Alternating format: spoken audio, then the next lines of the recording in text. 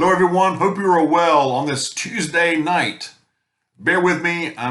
Trying to get over a cold. I have a chest congestion. It's affecting my voice, so I may cough. Just bear with me through it. I'm going to talk about preparing or keep preparing for what is coming, especially this year, I believe. We'll talk about that, and I have a very good verse to share with you towards the end.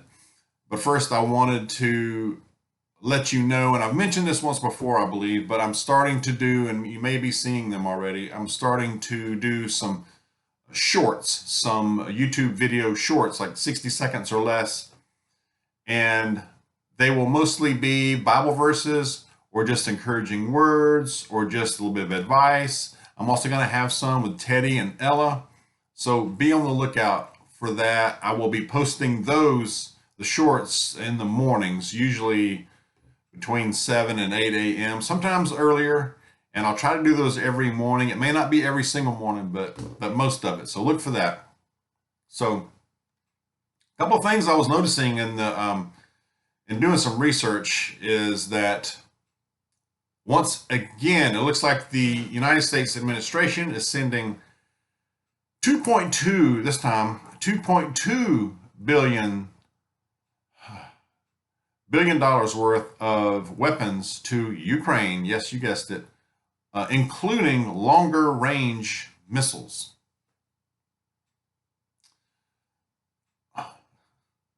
All the while at the same time continuing to drain the strategic oil supply. Isn't that wonderful? Unreal, really. Unreal. I don't have much words for that. But I saw a story where a state senator from Nebraska, more of this is coming too, y'all. Prepare for this. A state senator from Nebraska has proposed an amendment that would ban children. Now, this is children under the age of 19 from attending church youth groups and vacation Bible school. This is Senator Megan Hunt proposing an amendment ban children from attending she called it religious indoctrination camps, unquote. It won't pass, I would hope, in Nebraska. I don't think they're going to let that go, but I'll let that pass. But just to show you what they're trying on us, and that will continue to ramp up. And you know, they will do this everywhere, even though they know it'll get struck down or it won't pass. At least it won't for now, but they just keep on doing it until it does. See, just watch for that. It will happen, or they'll keep trying it. It'll probably happen in other states. Who knows? But it gives you an idea of the evil out there. It really is. And sign of the times, it really is the deception that is going on and the evil that is coming through that. I was listening to some Glenn Beck videos earlier, and he's making some good points about what is coming. And I've mentioned some of this before, but I tell you, a lot happening. He was talking about how some of the and we talked about how we think a lot of people are living on credit right now, and I believe they are. So many people. What was the stat? I think it was over 70% are living paycheck to paycheck, so they can't save, they can't put anything back. So living on credit cards. Talk about some of the credit card companies, including American Express, are writing off or have written off billions of dollars worth of just unpaid bills that were unpaid to them from the credit card users. Unreal. Talking about how a certain group of people, the powers that be, by 2030, they've openly said they want you to own nothing and be happy, and you'll be happy. That's what they say, at least. I wouldn't be. I don't think you would be. But talking about ownership and holding on as much as we can. I know it's not for everybody. Everybody's situation is different. Not everybody wants to own their own home. I get it. But if you want to do that, or if you want to keep it, do everything you can to hold on to ownership, whether that's land, whether that's your home, because that is where wealth is typically and traditionally. That's been the American way, and the dream of land of owning your home and a piece of land, or just land alone is worth a lot in most places. So, and it's really helped over the years. It's helped the middle class not only survive, but thrive. It's also helped poor families climb into the middle class and so on. But right now we're going the opposite direction. The middle class is being pulled down into lower or lower middle and so on, while the rich, they just keep going up. They're getting rich. Somebody's getting rich out of this. It's not us. It's not me, and it's probably not you. So whatever you can do to keep ownership, please work towards that the best you can. I was talking also about automobiles, and I mentioned this sometimes, but he was going into more detail.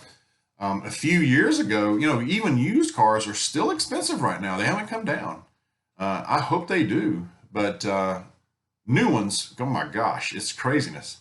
But even used vehicles, just a few years ago, you could pick up one for $8,000 to $15,000. Now, average $20,000 to $25,000 for used.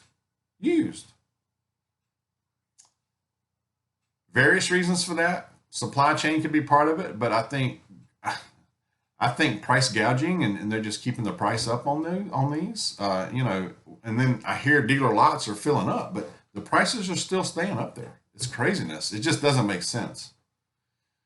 Your salary at the same time, your salary and your savings aren't increasing. They're not increasing to meet that. They're probably staying the same or decreasing. While your bills are going up too, your heating bill, your electric. Can you imagine what it'll cost to air condition a home this coming summer? It's going to be more than last summer and way more than the one before that, probably. Many people, more and more, are not able to save. So they're in a rough spot when they have an emergency. Even a flat tire, even something simple, can really throw somebody into a real hardship. I've been there. We know what it's like here. We've been through that before. The strategic oil supply continues to be drained at the same time that we're picking a fight with another nuclear power. Makes zero sense to me. It's got to be intentional. Very intentional, actually. I mentioned energy a while ago, your bills. New vehicles. You try to buy a new vehicle, and depending on what you get, you're going to pay full sticker price or more than that. And then that's not even mentioning if you're a cash buyer, okay, you're a cash buyer, you're in a pretty good position, or better than most. But if not, then you have to borrow money, and the cost of that has gone up. Just a few years ago, the average percentage or interest rate was 3.6. Now 6.8, and that's if you have good credit. The subprime, the bad credit or lower credit ratings or scores, you could be looking as high as 26% interest for a car. You'd never pay it off. You would never pay it off. Repossessions are higher now. Repossessions on vehicles are higher now than at the peak of the 2008 Great Recession. And then when you hear the media, they say, well, we're not in, a recession may be coming, but we're not in it yet. BS, total BS. They have to know this. They have to. They're getting they're getting the same memo, every one of them. A load of you know what. But the price of everything is still going to keep going up. It's not going to stop. It's not going to go down. Dairy and meat, man, everybody's talking about eggs. I know. If you remember, it might have been about a year ago, even 6 months ago, I threw it out there and some other people were saying, you could see $12, a dollar an egg. You could be seeing $12 for a dozen eggs pretty soon. And people were like, no. Well, we're not far from that already. It wasn't that long ago when we said that. And it's going to happen, y'all. It's going to go higher than that. It probably already is in some places. Like I said, somebody's getting rich. It's not us, is it? It's not here. We're not. We are struggling, to just keep head above the water. What can you do? What can you do? Prepare, watch what you're spending. People are spending a lot of money on stupid stuff. I see it out there. I hear about it. Watch your dollars. What do you have your dollars in? I think we need to stock up on certain things at the same time, though. I mean, clothes, from clothes to food, it's going to keep going up in price. So if you see a deal, if you see a decent price on something, whether it's, shoes or something like that, go ahead and snatch it up. Get an extra pair if you can. I know Ms. Dawg and I stocked up on some pants and some shirts. We saw a good deal at an outlet mall last weekend. And for shoes, it was like buy one, get the second pair like half off. Went ahead and got a couple of pair. If you can, where you can, especially clothes, because you're going to need that. Excuse me. So keep that in mind. I know, I forget who it was, made a comment in my last video that said that he had a friend that works for a dealership that said that he's seeing, it's not uncommon. I forget what dealer or what manufacturer, I think it was Ford, I can't remember. But it's not uncommon to see people walking out of there buying brand new vehicles with $800 payment, $800 to $1,200 a month payments. Crazy. That is crazy, y'all. Now, if you're making a lot of money, okay, and you got disposable income, okay, and you can do it, okay, I get it. But most people don't. I don't think most people do, depending. But that is just setup right there. That's a setup. Be wise, make wise decisions with your money as much as you can. Meal preparation, we're trying to do that a lot more here. This past weekend, we made some chicken soup. I mean, you buy a whole chicken in the store for like $5 or $6. We made chicken soup. We ate off that for several days, Try to make your meals stretch, things like spaghetti, like I said, soups, your stews, chili, that kind of thing, try to incorporate that in there and make it stretch as best you can. Share what you're doing as well. Help others. Help each other as much as we can with advice. That's another thing we can do. Bring food with you if you work. If you need to bring your lunch, bringing your lunch is a lot better than spending it out. Bring your snacks. I'm starting to bring more snacks than as opposed to buying something at the convenience store. You're paying 3 or 4 prices for it. Bring your drinks. Take your coffee with you. Take a water or soda or whatever, tea with you from home that you buy cheaper, So look at everything you're spending every day and where can you do better? Just analyze that.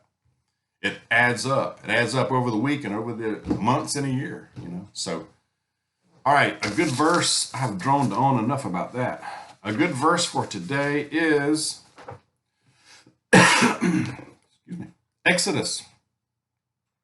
Exodus chapter 4, verse 12 says, "Now go, I will help you speak and will teach you what to say." Now this, the Lord, if you remember, God was talking to Moses, setting him up. "Now go, I will help you speak and will teach you what to say." And Moses is like, "I don't know, maybe you should send somebody else." Have you ever had that feeling like, not me, I'm being called to this, but I'm not capable of doing this. Or somebody's asked you to speak, or read something out loud, or do public speaking, or go to a job interview, something like that, and you're like, I don't know if I can't do that. Yeah, you can. You can actually pray and know that God can help you do that. He can if you pray, meditate on that. And he will teach you. He will guide you. You'll be surprised at what can happen. All right. Hope that helps. Share your thoughts. Let's stay safe out there. Be aware wherever you're going. God bless you. I'll see you soon.